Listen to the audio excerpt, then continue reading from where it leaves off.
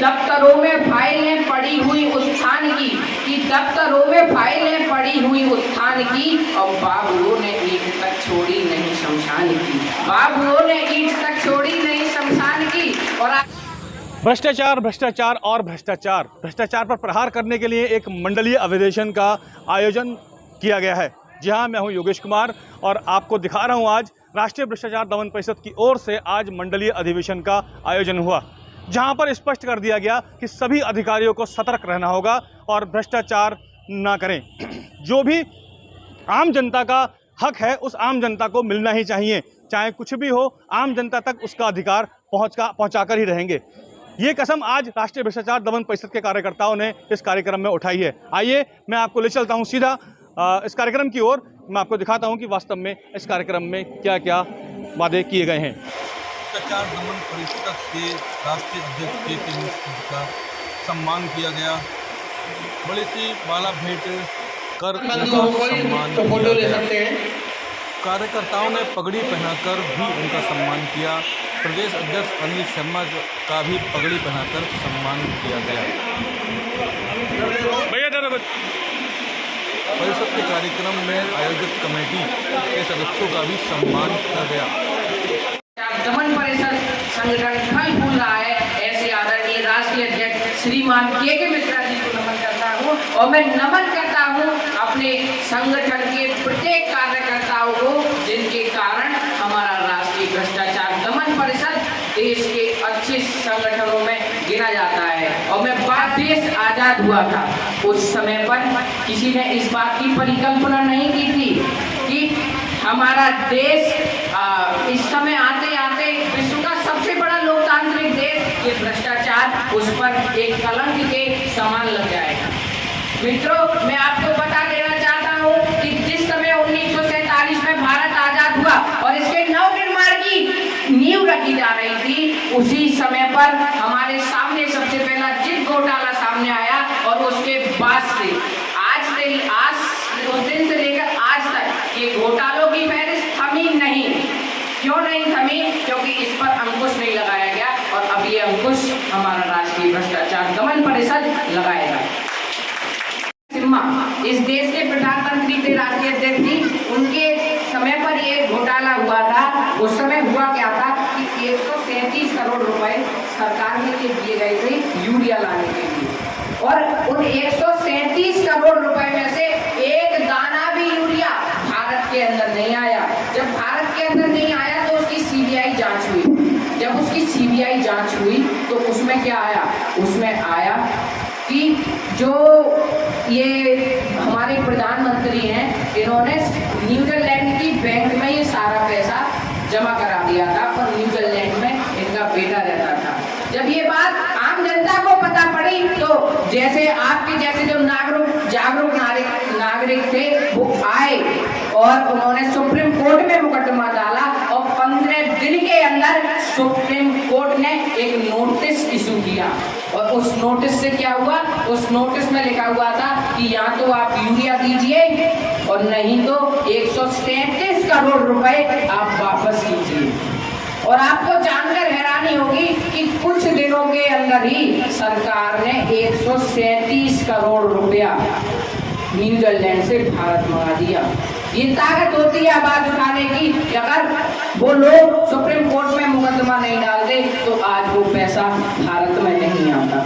आप बताइए, देखिए 100 ड्रिंक की 2 बोतलें आती हैं, एक कोको कोला और एक पेप्सी। ये अमेरिकन कंपनियां हैं और इन अमेरिकन कंपनियों के लिए ये जो आपके बड़े बड़े बॉलीवुड स्टार हीरो हैं, जैसे सलमान खान, शाहरुख खान, आमिर खान, ये जितने भी ज्यादातर हैं, ये उनके लिए विज्ञापन करते हैं।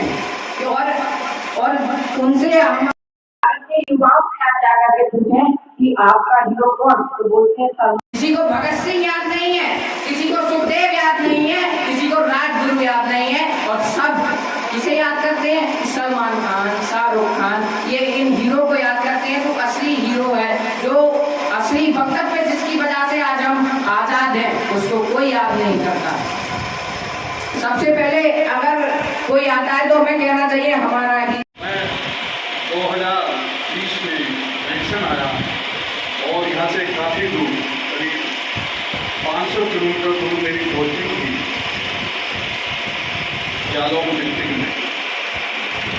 जैसे ही यहाँ आने पर मालूम हुआ, माननीय अध्यक्ष जी माननीय के मिश्रा जी संगठन चलाते हैं भ्रष्टाचार को खत्म करने के लिए।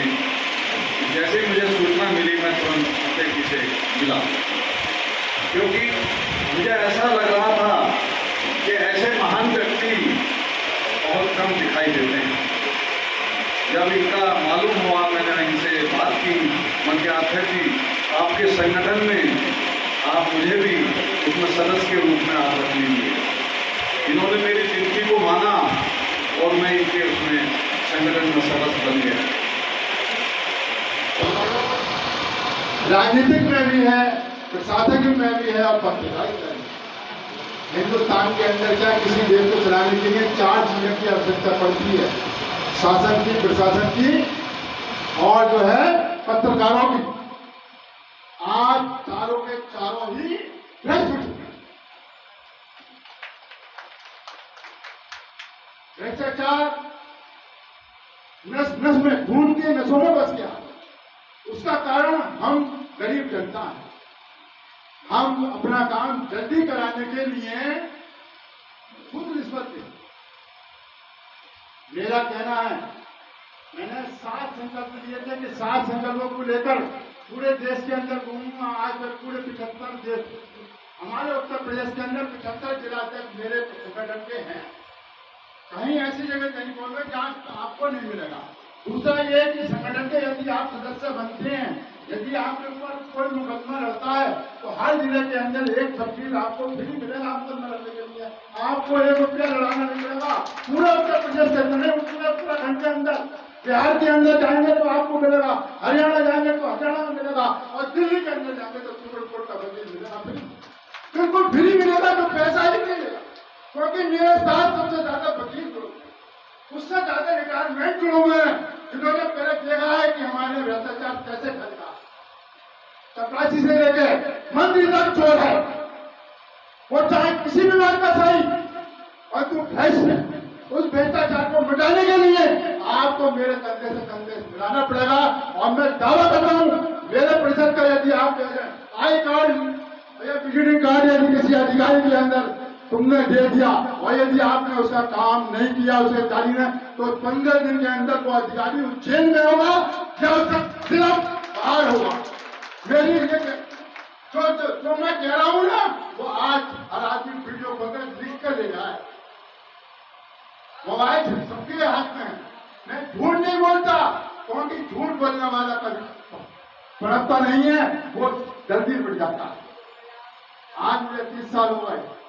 कहीं पर भी चले जाओ, किसी जिले के अंदर चले जाओ, उत्तर प्रदेश के अंदर आपको राष्ट्रीय भ्रष्टाचार दल परिषद का जिला अध्यक्ष, जिला महासचिव हर राज्य में आपको मिलेगा। वो आपका सम्मान करेगा और सम्मान के साथ साथ आपका काम को सुनेगा और जो सरकारी का काम होगा उसके साथ जाएगा, कंधे से कंधा काम मिलाएगा।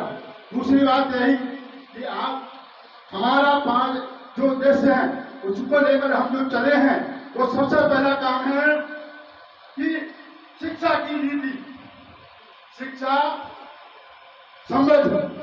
अभी आपने देखा होगा संबल के डीएम साहब ने, मैंने उनको टेलीफोन पे बताया कि साहब सबसे ज्यादा डकैती तो शिक्षा में ही पड़ रही है। बोले ये कैसे है? मैंने कि साहब किताबें बेच रहे हैं तो स्कूल वाले बेच रहे हैं किताब, और जूते बेच रहे हैं तो वो बेच रहे हैं, और जो है टाई वो बेच रहे हैं, बैग वो बेच रहे हैं, तो स्कूल चला रहे हैं या दुकानें खोल रही हैं। तो इसलिए पूरे हिंदुस्तान के अंदर एक ही किताब होनी चाहिए। बाहर कहीं भी हो, किसी बिहार में हो, हरियाणा में हो, पंजाब में हो या उत्तर प्रदेश के अंदर हो, परंतु किताब एक ही होनी चाहिए। ये काला बाजारी बंद होनी चाहिए किताबों के नाम पर। दूसरा यह है, आने वाले समय में जो राजनीतिक दल हैं सभी से चुनौती है मेरा सबको। ये नहीं कि मैं बीजेपी का या समाजवादी का या बहुजन समाज पार्टी का या कांग्रेस का, मुझे किसी से कोई मतलब नहीं है। मेरा कहना है कि वोट, लोकसभा का इलेक्शन, विधानसभा का इलेक्शन एक ही दिन, एक ही देश में, एक ही बार में होना चाहिए। ये नहीं कि 10 बार होना चाहिए, करोड़ों का नुकसान होता है। आपको मालूम नहीं, डीएम मतदार हो जाता है, अरे आज इस प्रदेश के अंदर विधानसभा के हो रहे हैं, कल लोकसभा के हो रहे हैं, कल प्रधान के हो रहे हैं, कुछ नहीं। इलेक्शन एक होना चाहिए, ये मेरी आवाज है और ये मेरी मांग है। सरकार को यदि ये करनी होगी,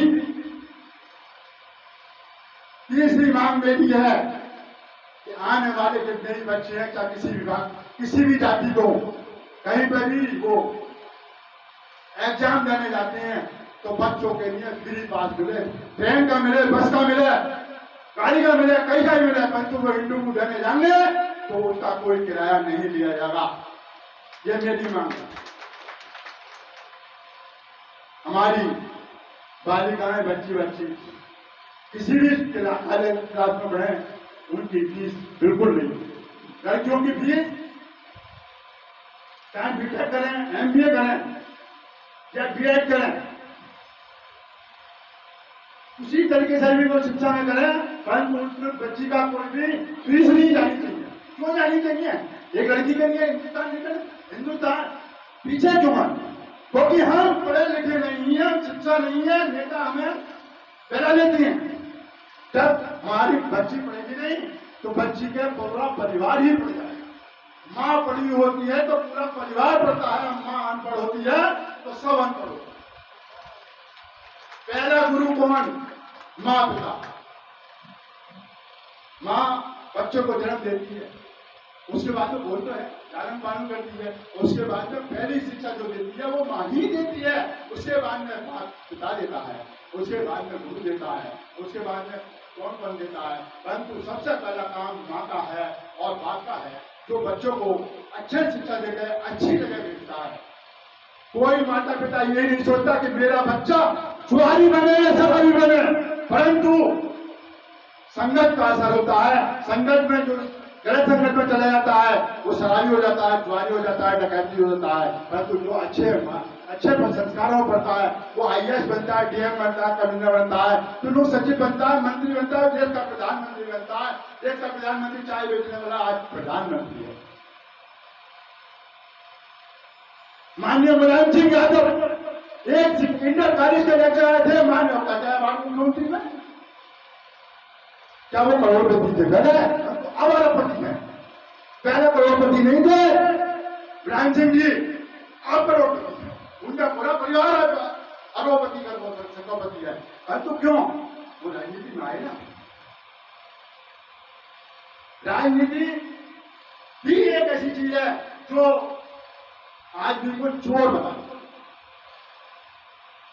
भ्रष्ट बनाती है, परंतु ऐसा नहीं है कि सभी नेता चोर है। कुछ ईमानदारी नहीं। जो आज देश खड़ा है ना वो उसी की वजह से खड़ा है। जो अधिकारी, जो ऐसे अधिकारी भी हैं जिनका ट्रांसफर बहुत जल्दी होता है, वो क्यों होता है? क्योंकि वो किसी अधिकारी का डरते नहीं, किसी विधायक से डरते नहीं, किसी एमपी से नहीं डरते। ऐसे व्यक्ति को मेरा कहना है कि जो ईमानदार अधिकारी है, ईमानदार नेता है, उसको सम्मान करना चाहिए, और जो बेईमान है उसे घर से बाहर निकाल देना चाहिए, घुसना देना चाहिए, गांव में घुसना नहीं देना चाहिए, घुसना नहीं देना चाहिए। ऐसे आने वाले समय में आप मेरे कंधे से कंधा मिलाकर चलिए, क्योंकि देर हो चुकी है। बोलने का लिए बहुत कुछ है, परंतु ये कि आज देर हो चुकी है और बहुत मेरे पास खबर आ रही है बहुत। देखिए, राष्ट्रीय भ्रष्टाचार दमन परिषद, हमारे प्रदेश अध्यक्ष अनिल कुमार शर्मा, पूरे प्रदेश के अंदर कार्यकर्ता सम्मेलन चल रहा है। हमारा मंडलीय समीक्षा बैठक चल रही है, जिसमें कार्यकर्ताओं को जोड़ने का आह्वान किया जा रहा है। सबसे आज ग्राम पाठकपुर में ये सम्मेलन हुआ। ग्राम पाठकपुर, बहजोई, जिला संभल में ये कार्यक्रम हुआ। कार्यक्रम में यहाँ पर सब लोगों ने स्वच्छता ग्रहण करी है। करीब 25 से 30 लोगों ने करीब आज संस्था, तो हम लोगों ने पदाधिकारी बनाया है यहाँ का पाठकपुर का और इस ज़िले का संभल का। इसी प्रकार से हर जिले वाइज जिले ये सम्मेलन हमारा चल रहा है, जो 75 जिलों में खास करके हम ये कार्य कर रहे हैं कि हर जिले के अंदर ये हमारी रूपरेखा और हमारे सदस्य ज़्यादा से ज़्यादा बनने चाह रहे हैं, कि भ्रष्टाचार को हम पूरे प्रदेश से नहीं पूरे राष्ट्र से ये ख़त्म करना चाहते हैं। राष्ट्रीय भ्रष्टाचार दमन परिषद इसी पे कार्य करती आ रही है कि भ्रष्टाचार किस प्रकार और कैसे ख़त्म हो।